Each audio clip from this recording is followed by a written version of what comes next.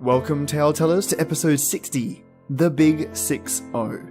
Today's story is a no-sleep and a continuation of a previous episode by the same tale teller. Our tale teller was, and is, Kaylesso. And I bring to you the story, The Brother My Dad Doesn't Talk About, Part 2, to your keen ears today. As per tradition, it's time to go over those people that support this channel. They put the time aside to support me, so I'm doing the same. Troy Shaw, who sure as hell supports this channel. Do you see what I did there? That aside, a big thank you for all the likes, your follow, and attention to detail for my episodes. Ever grateful. We also have Blackpaw360, who gives my episodes likes till the cows come home. Thank you so much. Snazzy Finch, supporting this channel with those likes. Thank you so much. We also have Gotham City, The Mastercraft, The Crazy Town Podcast. Check them out. Hilarious as always. Their podcast covers all things weird and wacky, so definitely worth your time. Cold Busted Radio, Jada Bombay, Country Muncie 23, and Douch 3 Hunter. And thank you, listeners, for simply listening. Remember, if you want to shout out yourself, show me some support, and I'll say a big thank you right back. Now, tale tellers, turn those lights off, turn the sound right up, and get ready for something different. I ventured into the woods today. I took my dog with me because I figured maybe he'd be better at finding things.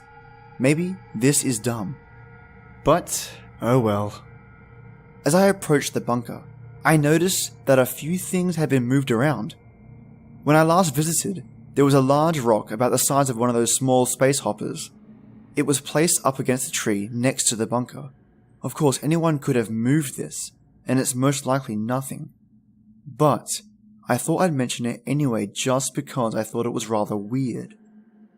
Upon arrival, my dog instantly began sniffing around the bunker quite frantically. I had to pull him back because I thought he was going to squeeze through the gaps and fall down the hole. From what I learned on the internet after doing some research on the particular bunker that I found, I've come to realize that somewhere in that area must be a door. It's most likely well hidden because of course it would have been to protect soldiers. I also learned that the risen circle dish would have been where the soldiers would rest their guns and fire. I tried to look into the gap again with a stronger torch, and I could see that beneath the circle is a hole that seems to go down pretty far. There's several ladders there that lead up to the small ledge that the bones are rested on. Of course, this startled me greatly. I continued to look around to see if I could find a door. As I was searching, I realized that my doggo was frantically sniffing around what looked like a dried up stream. I walked over to it and found that there was what looked like the top of a wall poking out of the ground. It looked like half of it had been buried. I moved away the leaves and dirt and found what looked like the top of a slab of metal stuck to the wall. At first, I didn't quite click onto what I had found. But as I and my little doggo continued to dig, it soon became apparent that what I found was a door. I tried to open it, but it was padlocked. Even if I could get it open, I'm not sure I would have been able to enter with my dog. I don't want to endanger him in any way. It won't be hard to get the lock off, and I intend on returning as soon as I can. I really hope that what I found is nothing but an old drain gate. We have these in parts of England. But if it's more, I will find out what it's hiding. In other news, my dad has been acting weird with me the past couple of days. Nothing too dramatic, just some odd looks every now and then. I could just be imagining it, but he's been very short with me, losing his temper at the slightest thing I say. Maybe he's just stressed. I decided that if I was going to enter the bunker, I'd probably need someone to come with me. I explained everything to my older sister, and the look of concern washed over her face. It took me a while to convince her to come with me, but in the end she agreed. We gathered the essentials, flashlights, and something to break the lock with. The problem was, having such a big family means that it's not very often that everyone is out of the house at the same time. So, we decided to go while everyone was sleeping, about 4 a.m. Of course, we could have just gone and made an excuse about where we were going, but I most certainly did not want to risk it, especially with the way Dad has been acting lately. I even caught him checking my phone and room the other day. Anyway, we proceeded to the bunker in the woods. Of course it was dark, but thankfully, given the time of the year, the sun was just starting to come up. We found the door and broke the lock with a hammer. Luckily, the lock wasn't hard to break, as the years had weakened it to a great extent. The door itself stuck a little when we tried to pry it open. Both of us were praying that the other side of the door would reveal nothing but a drain. Our prayers were not answered. A set of metal steps led down into the dark earth, and as each step followed onto the next, the darker it got. I was the first to go down the steps. Each step I took felt like I was venturing into a dark unknown.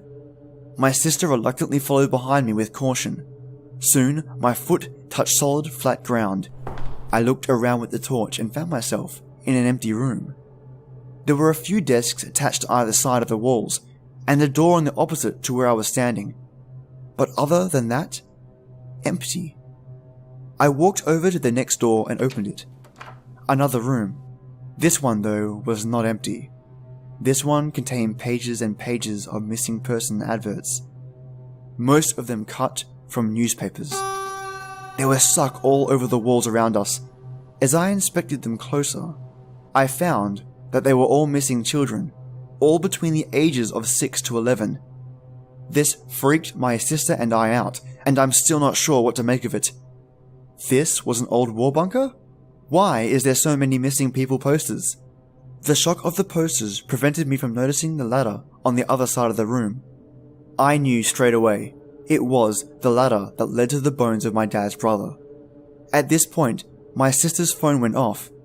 We both looked at each other with fright as we saw my dad's caller ID. My sister answered and listened to the other side of the line. Silence. We figured he must have leaned on his phone while sleeping. Or my mum did? We couldn't explain it. At this point, it was around 6ish, so we decided to walk home.